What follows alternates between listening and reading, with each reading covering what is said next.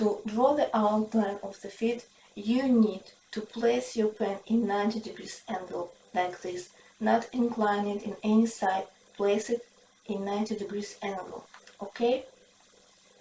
And draw around your feet, keeping the pencil in the same angle, okay? So let's do it.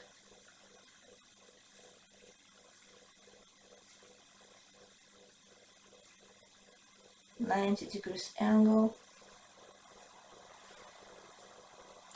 Now when you will draw the outline in the heel, you need to bend a little bit your knees, so you will have here possibility to place the pencil in 90° angle, okay, in the heel.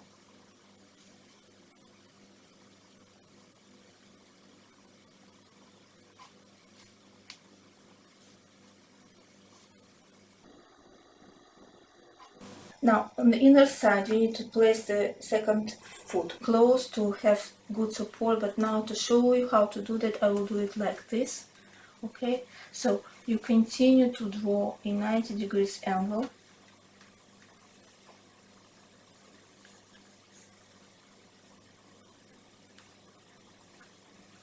(90° angle), keep always in 90° angle.